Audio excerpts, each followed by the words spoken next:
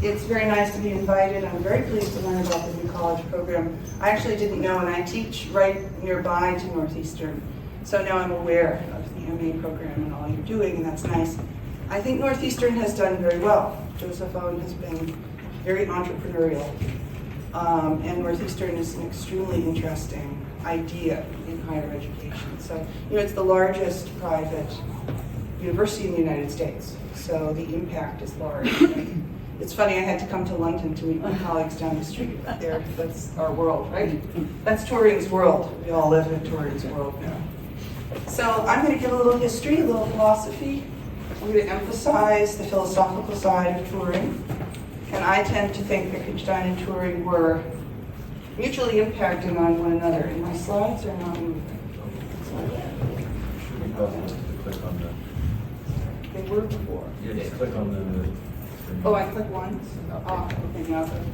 Thank you very much. Okay, so I'm going to cruise through these 5 parts, and I'll try to finish in about 40 minutes so that we can have questions. You're my guinea pigs. I'm interested in how this sounds to you. So I've published a series of papers. I went into the archives and worked on Wittgenstein for many years, and then I got interested around the time of the centennial 2012 of Turing's birth in looking at the interplay between Wittgenstein and Turing, and I got much farther than I thought I ever would. So I have 3 ideas that I've been working out in light of the archives. One is I want to revise certain ideas in the literature. We have wonderful biographies of Wittgenstein and Turing. Wittgenstein, Ray Monk, of course, Brian McGinnis as well, and Turing, of course, the Hodges biography, which in fact was an inspiration partly for Ray Monk. But I want to revise certain dimensions of those biographies and add a little more philosophy, and philosophy of logic in particular, to the mix. So in Ray Monk's biography, again, a wonderful biography, he presents Wittgenstein and Turing as sort of on opposite sides. Wittgenstein is the humanist who's against math logic and formalization. Turing is pro-math logic. I just think this is completely wrong. So my whole talk was sort of devoted to shifting you on that idea. Instead, the idea of communicative plasticity of phraseology, the symbolic density of conceptualization, and an insistence on simplicity is really common to the sensibilities of Wittgenstein and Turing. Second, I want to differ with the idea that Wittgenstein rejected Turing's machine model of logic. Instead, I think Wittgenstein was very struck when he read the 1936 paper on computable numbers. I think that Wittgenstein was really moved by that philosophically, and in response, he accepted as fundamental the notion of a partial function. So the more general notion is the partial function, not the universal, really defined one. And I think in particular, he accepted the idea of a shareable command in a social world as fundamental in the philosophy of logic. I also think Wittgenstein had an impact on Turing. So it goes in both directions. It's a little harder to get the Turing to Wittgenstein direction to convince people, but anyway, today I'll talk mainly about Turing. Finally, I want to say that I think philosophy of mind, and this came up in your talk yesterday, mental models, I think philosophy of mind has been overemphasized in connection with Turing. And philosophy of logic, in a sort of anti-psychologistic picture of logic, is much more fundamental for him. And my wonderful teacher, Hilary Putnam, our last conversation was about this. Hilary said, oh, this Turing machine, it's a mental model made for an alien. And I said, no, Hilary, it wasn't philosophy of mind. Yeah. It's philosophy of math, it's philosophy of logic. So, and in fact, I think that the Chinese room, all of these debates about whether machines can think, again, Ian Ground's going to talk later today about attacking this literature on the symbol grounding problem and so on. That's been overemphasized, I think, in connection with Wittgenstein. Finally, Turing certainly did not believe that, and now I'm quoting a recent computer science textbook, Kearns and Roth, all decision-making, including that carried out by human beings, is ultimately algorithmic. Turing definitely didn't think that. I mean, his first results were showing you what's not computable, so that's very fundamental. So in terms of Wittgenstein's impact on Turing, my suspicion is Turing came up to Cambridge in 1931. Wittgenstein is dictating the Blue and the Brown books, 33 to 35. even if Turing didn't sit in on Wittgenstein's lectures, which I'm kind of inclined to think he did in the fall of '33, he would have sat around in the math common room, and the Blue Book would have been being discussed. So I think it's very important that Turing focused always on taking what we say and do with words very seriously, and the limits of formal methods, not only their power. And after all, he establishes in the 36 paper that there's no decision procedure for logical validity. And in fact, he constantly refers back to this result in all of his writings on AI. Everyday language, including our typings of objects as they occur naturally in science and everyday life, are an evolving framework for technology. And Turing always stressed human conversation, the social context of phraseology, common sense, and in particular the notion of a technique is very central to his philosophy of mathematics. And in this sense, Turing was very much a Cambridge philosopher of his time. Here are his final published words in a little paper he wrote on solving puzzles, showing that there's no general method for solving puzzles. These limitative results, including his own, of course, from 1936, and some other results of mathematical logic, may be regarded as going some ways toward a demonstration within mathematics itself of the inadequacy of reason unsupported by common sense. By reason, he means here a formal routine or an algorithm. So he's alluding back to his work from 1936, even in this last relatively popular paper. So what about the direction of Turing to Wittgenstein? In Wittgenstein's mature philosophy, there remains, I think, a unity and a certain robustness to the notion of the logical. For me, philosophical investigations is a work investigating the concept of what belongs to the logical. It's, of course, not a formal logical book, but it's a book about what it is to take logic to be filled with gaps, as Wittgenstein says in the preface. So Wittgenstein, I think, does think there's a certain robustness, and the backdrop in interlocutory exchanges in everyday life is what keeps the notion of logic going. So these are not purely conventional, and they turn instead on this idea of a form of life, the evolution of our techniques for embedding words in situations. And there's no one general way of following a rule, there's no algorithm for this. So that's partly why philosophical investigations is written in this modernist multi-log style. You have an argument that's constructed and then somehow it shifts. You're pulled out of that context and you have to relocate the argumentation itself. And that's the skill that Wittgenstein is trying to imbue his readers with. Now, this prevents the ideals of logic or simplicity in analysis from hardening into a dogmatically asserted totality of propositions. That would be the Tractatus. A static or divided archipelago of conventional grammars. That would be the middle Wittgenstein. Or even an artificially ordered series of language games. That would be the Blue and the Brown book. But the Blue and the Brown book is too linear. It's too naively anthropological. The Investigations is better. It gets beyond that. So for me, there are really 4 Wittgensteins, and I'm interested in the most mature one. And it's very important to me that after he read Turing's 1936 paper, that's when Wittgenstein in 1937 in Norway in the spring makes the turn to the mature interlocutory style that's characteristic of the Investigations. Okay, so the idea is that Turing's analysis of a logical step, what is it to take a step in a formal system of logic? That's really what needed in analyzing. And Turing understood that in order to solve the decision problem of Hilbert, which asked whether there's a systematic method or an algorithm for determining whether or not one sentence follows from another in a system of logic, you have to analyze that notion of what it is for a human being to take a step. But of course, writing down another formal system is not going to help you. You have to do something else. So Gödel, Kleene, they all were trying to work out sort of so-called logic-free systems, but they were mathematicians. They were writing down equations, system lambda calculus. So what Turing did is philosophical. He brings us outside the domain of what is being formalized and gives you an analogy with human activity. And that's what allows him to get his result. So I think Wittgenstein is very struck by this.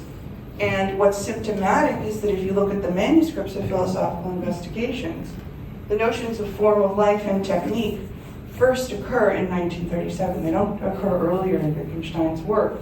And when the notion of technique enters, Wittgenstein puts a little parentheses Watson. Alistair Watson was the person who introduced Wittgenstein to Turing.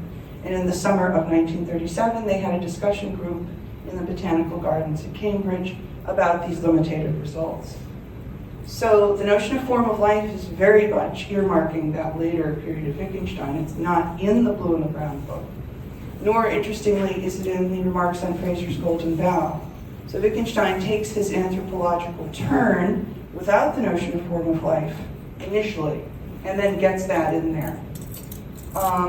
So forms of life and techniques then become central to Wittgenstein's own writings on mathematics, which take place mainly between about 1939, 38, and 1944, in particular during the 1939 Cambridge lectures he gave that Turing came to. So it's symptomatic that in those 39 lectures, the notion of a technique, when Turing's there, occurs 117 times in that lecture. It's no accident. Turing has brought in this idea of a technique, and Wittgenstein wants to talk to him about why do we talk about techniques. And the answer is that in the mature Wittgenstein, but only in the later post-1937 Wittgenstein, and you can see in the manuscripts where Wittgenstein works his way to this view, initially he thinks, well, each sentence has a certain kind of technique associated with it. And you can see in the manuscript books, he thinks of many examples. This is the same period when Wittgenstein's lecturing on aesthetics, for example. So there are many examples worked out. He finally comes to a point in the notebook where he says, no. For every sentence, there are multiple techniques. There are multiple ways of embedding that sentence into a form of life.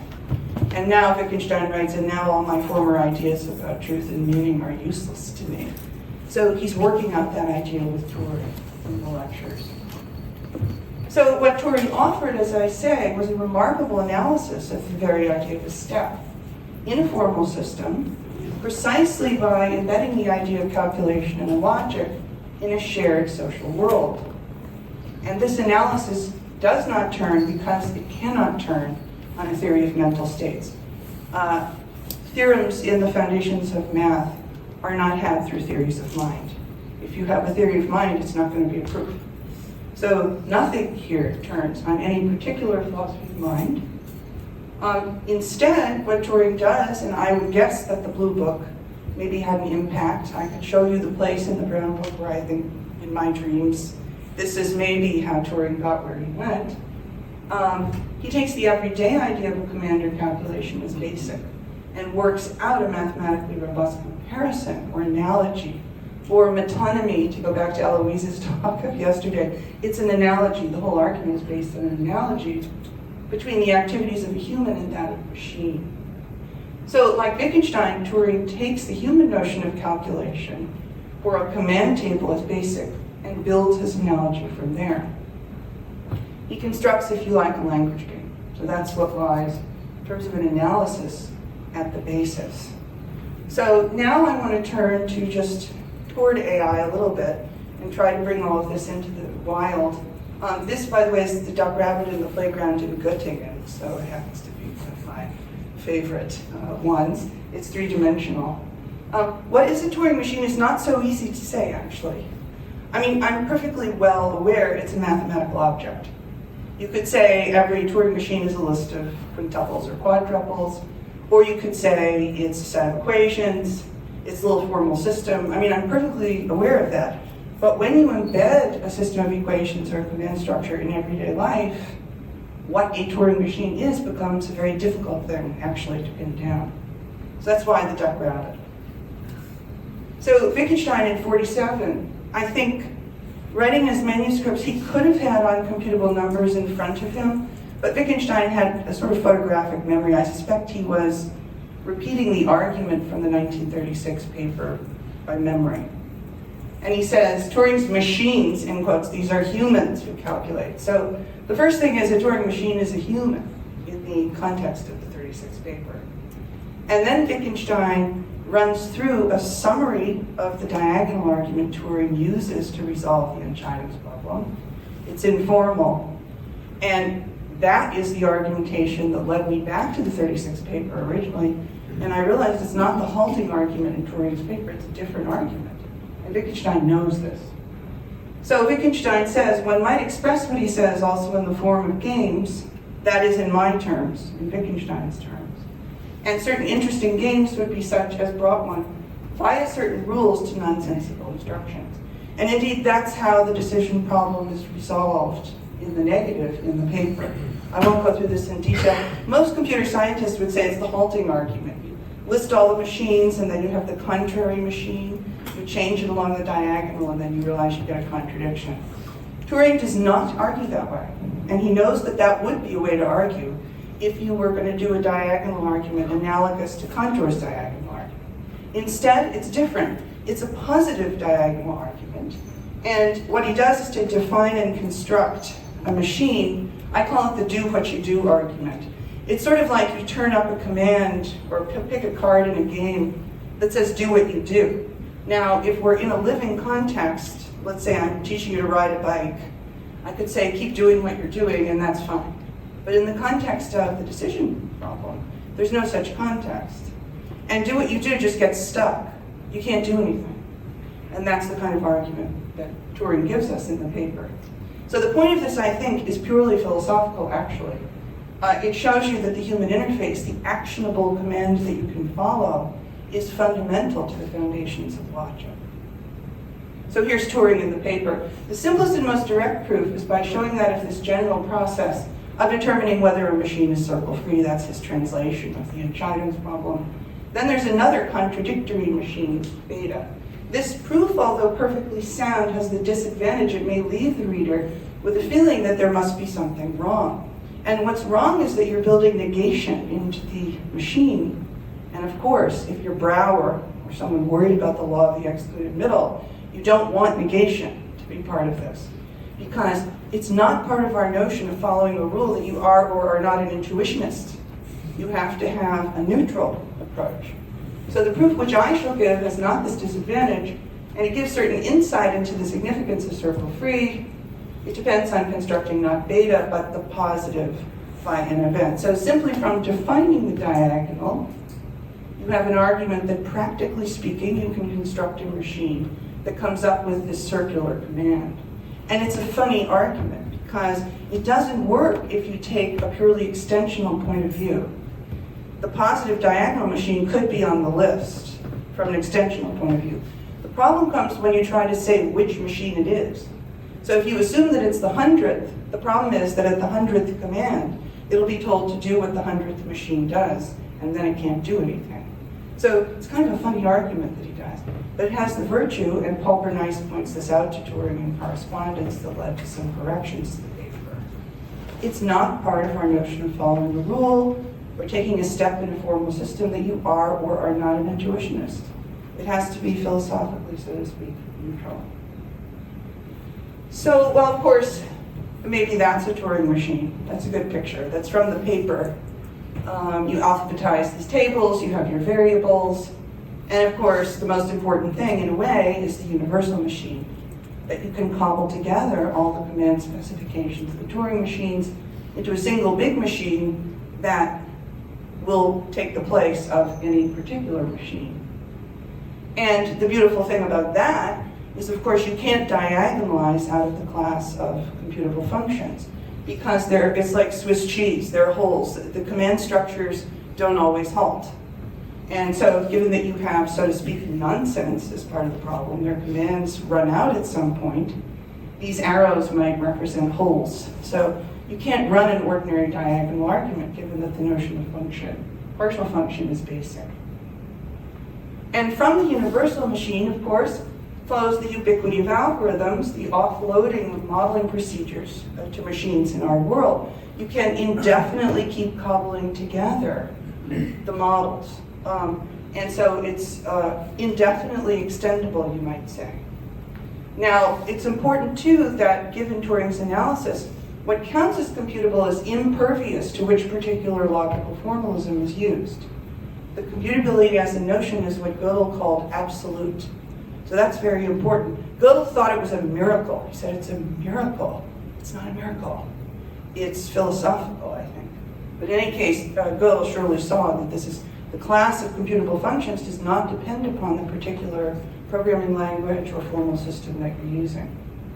And finally, since the stored program computer idea is here, in a sort of Gödelian way in universal machine, there's now a fluidity between hardware, software, and data, and the environment. We are a machine symbolizing its own modes of operation. So you don't have absolute divisions anymore. The machine can alter its own software in light of data. There are no absolute kinds of divisions here. So here's a picture. I think this one's from Wikipedia or something. So this is a typical textbook picture of a Turing machine. We have the control unit scanning the infinite tape, the zeros and ones. Of course, philosophers have been worried about who sees the tape. So that's a problem. What is the standpoint here?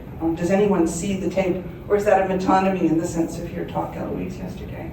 And of course, this goes into larger social issues now. Maurizio Ferraris has written a book called Documentality, where he's really obsessed with how much of our behavior is documented. It just seems, incredible. Every click on your mouse gets documented now. And a bestseller, Zuboff's Surveillance Capitalism, is also relevant here. She's worried about these avatars of your consumer behavior that are being constructed from all the data you're being given, and whose data is that anyway? Here's a picture from Blues and Jeffrey's Computability and Logic textbook. This one is the black box picture. It's sort of like you don't know what's going on, but it sort of scans these tapes and rolls around. It's sort of a train.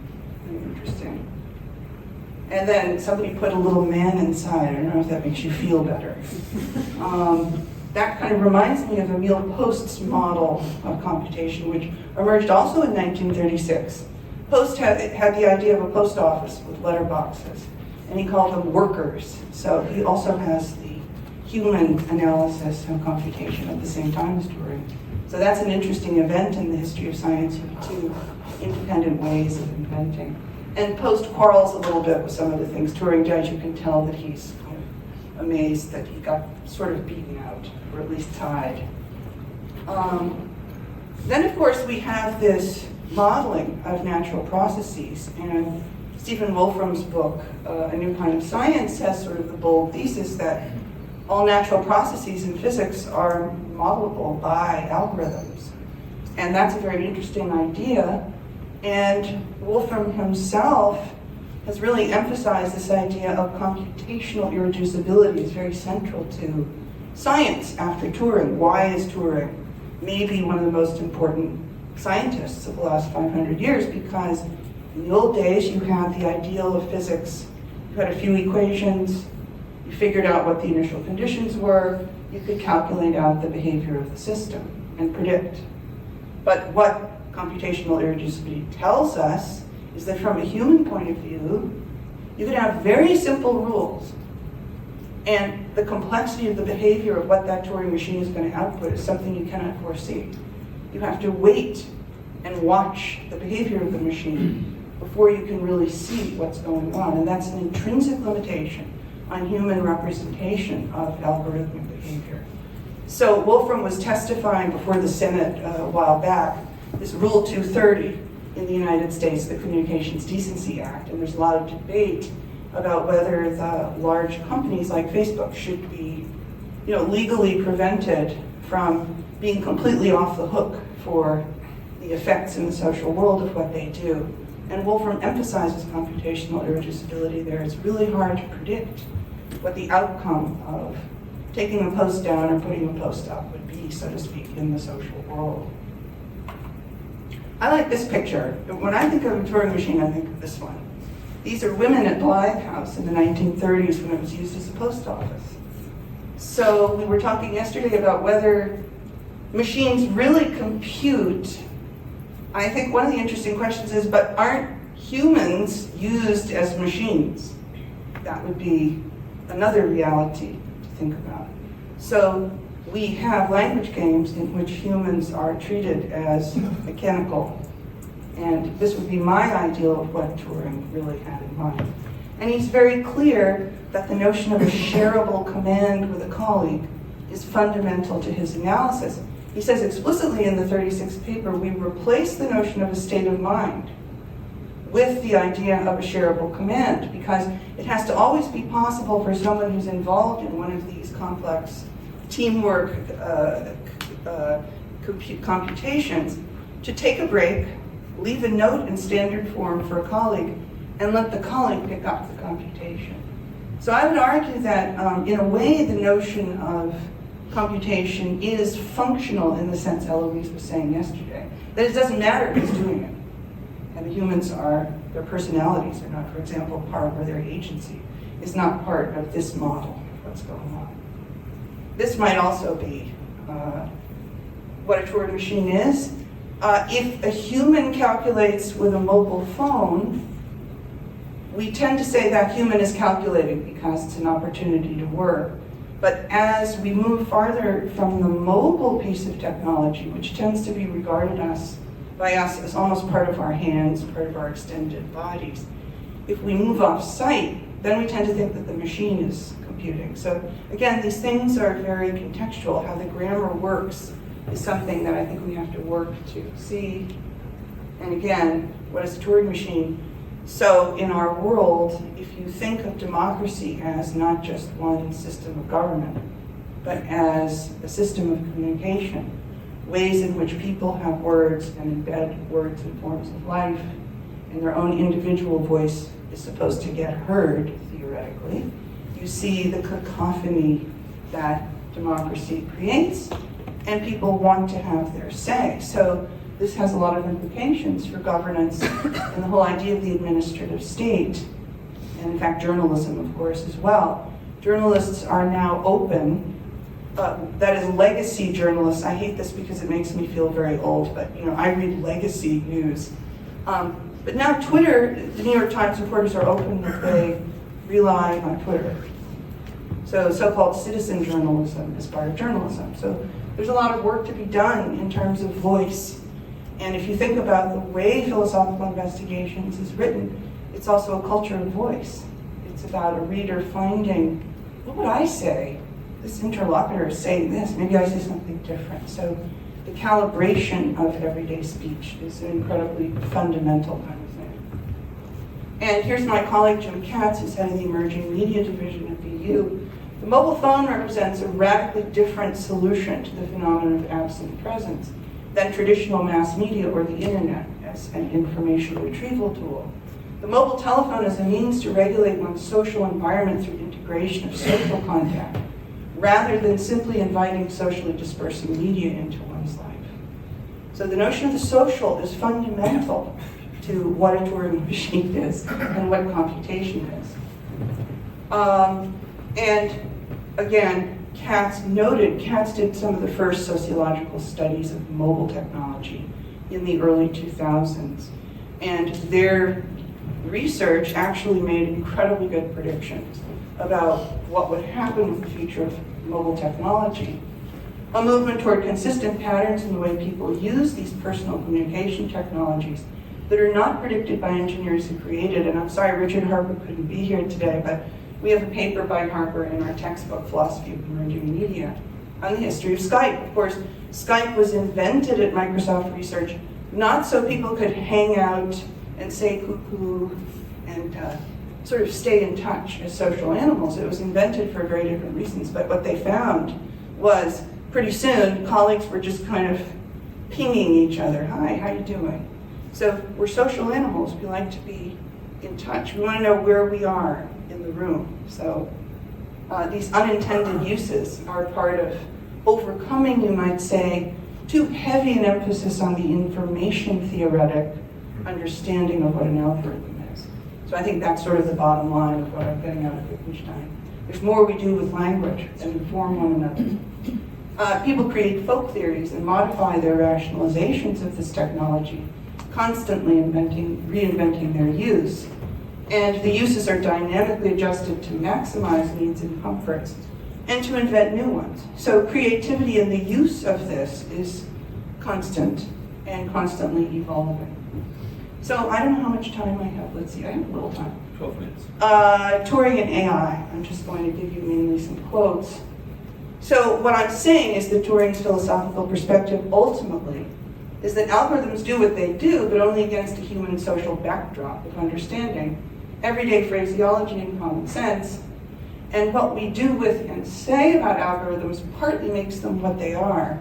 They're pieces of what Rohit Parikh called social software. So the London Tube is an example of social software. Or maybe the architecture of a building, if you're an engineer. You know, we're all sort of channeled to walk in certain directions. But indeed, the algorithms are part of social software. And human-machine integration for a purpose is the point. So I now have to say something about the Turing test, of course. And what about the Turing test? Well, I'm going to quote Wittgenstein and Gödel, that the Turing test, from my point of view, is an experiment in social phraseology. Okay? It's, first of all, Turing was not trying to prove that computers can think. That's just a mistake about the 1950 paper. What he does is much cleverer than that. So if you're a logician, you know that any negative result, to prove that something cannot be done, you have to first have an analysis, a general analysis of what it would have been to do it. That's what Turing did in the 36 paper. He had to have a general analysis of what's a systematic method, and then he can show that one doesn't exist. The point in the 1950 paper is all the people who want to say that machines can't think don't have a general analysis of the notion of thinking. So of course their arguments are not proofs. Turing is very aware of this. And so each of his objections that he runs through, I think about 7 in the paper, they turn on the idea, no, you don't have an analysis of what thinking is, so you can't prove one way or the other.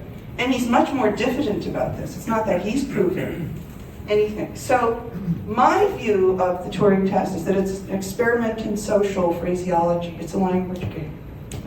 So after the test is run, human C behind, there's human B behind the screen and human C who's the player.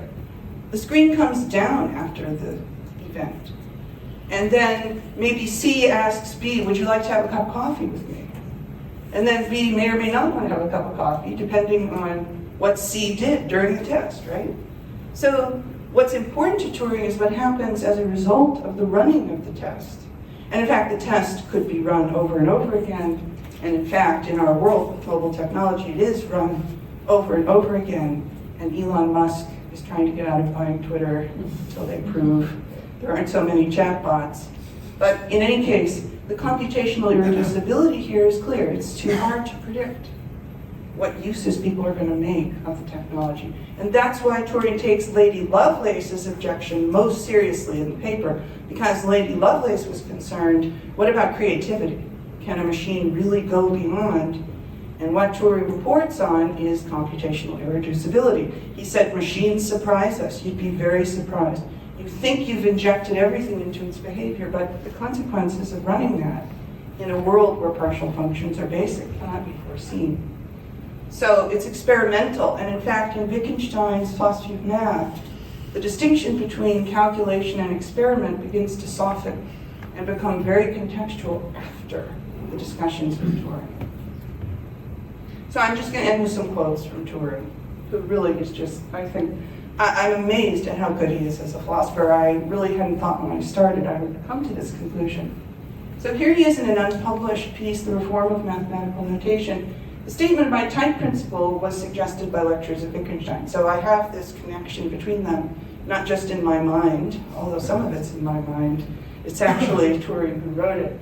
We should conduct an extensive examination of current mathematical, physical, and engineering books and papers with a view toward listing all commonly used forms of notation and examine them to see what they really mean, very Wittgensteinian.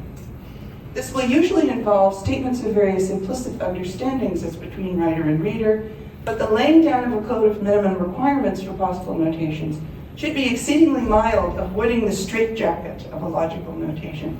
Apparently he was reading Quine's mathematical logic at the same time. You know, so Quine has this idea of formalizing all of science, and Turing hated it. This was the wrong way to go. It would not be advisable to let the reform of notation take the form of a cast iron logical system into which all the mathematics of the future are to be expressed. No democratic mathematical community would stand for such an idea, nor would it be desirable.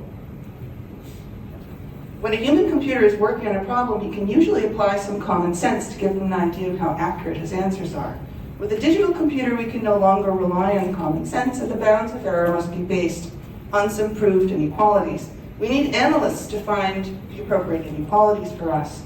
Statistical estimates leave much in doubt, are wasteful in machine time, and give no indication of what can be done if it turns out the errors are intolerably large.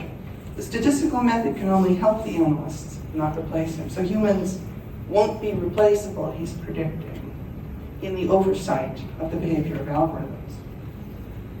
Roughly speaking, so this is 1947, this is at the origins of AI, and it's remarkable how prescient he was. Roughly speaking, those who work in connection with the ACE will be divided into its masters and servants. The servants are, of course, he calls them girls, because of course they're all women punching cards. Its masters will plan out instruction tables for it, thinking up deeper and deeper ways of using it. Its servants will feed it with cards as it calls for them.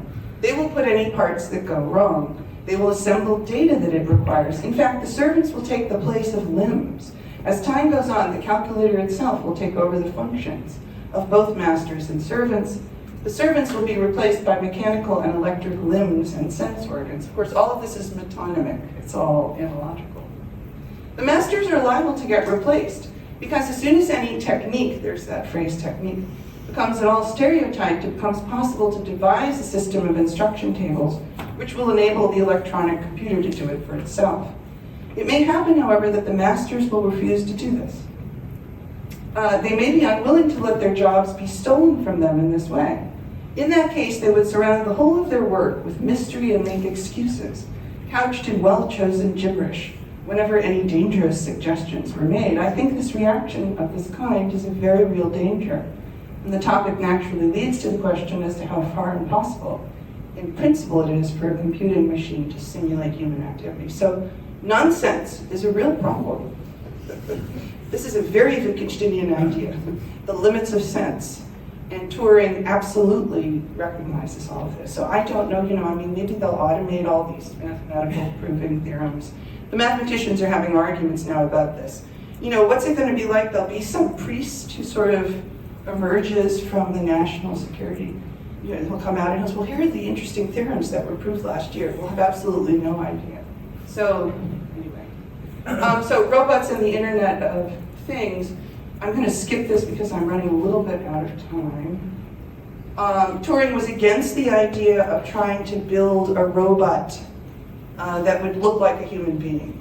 He did a calculation and he pointed out the size of this thing would be bigger than the Albert Hall. Very silly idea. But he then, in 1948, does predict three interesting things about the future development of research in a computational world, and I'm just going to end with these three things. The first thing to note is that Turing conjectures here that the mark of intelligence is appreciating the different kinds of searching. Okay, that's the philosophical investigations in a nutshell. You had to get one thing out of the book, get that out of it. So that's what he does. So he ends very speculatively his discussion in this founding document of AI with three searches he thinks will be very important in the future. So the first is what he calls the intellectual search. We arranged to take all possible arrangements of choices in order and go on until the machine proved a theorem, which by its form could be verified to give a solution to the problem. Further research into intelligence of machinery will probably be very, very greatly concerned with searches of this kind. We may call them intellectual searches. So that's obvious. Search for algorithms, use of programming languages, types, etc. It may be of interest to mention two other kinds of search in this connection. There is the genetical or evolutionary search by which a combination of genes is looked for, the criterion being survival value. He knows about Watson and Crick, and he can foresee the future of computational biology. The remarkable success of this search confirms to some extent the idea that intellectual activity consists mainly of various kinds of search. So again, the variety of different techniques. Finally, and this is my last slide, the cultural search. This is my favorite one, of course, because Wittgenstein, after he reads Turing, brings the notion of form of life into the philosophical investigations, and he eliminates the notion of culture. The notion of culture does not occur in the investigations. So whereas in the Blue and the Brown book, to imagine a language is to imagine a culture, by 1937, of course, the Nazis have ruined the word culture, so it has to come out for cultural reasons. But it's also that culture is not the right level for what Wittgenstein needs. He needs the notion of a form of life, because he needs the notion of the technique of embedding a routine in a particular everyday context. So here's Turing, the cultural search. So maybe culture is more a question of searching rather than finding. The remaining form of search is what I'd like to call the cultural search. The isolated man does not develop any intellectual power. It's necessary for him to be immersed in an environment of other men whose techniques, there's the word, he absorbs during the first 20 years of his life. He may then perhaps do a little research of his own and make very few discoveries which are passed on to others. From this point of view, the search for new techniques must be regarded as carried out by the human community as a whole, rather than by individuals. So there's my argument for the Wittgensteinian side, where, of course, there's individual voice that matters, but individual agency is not really the point. So, that's it.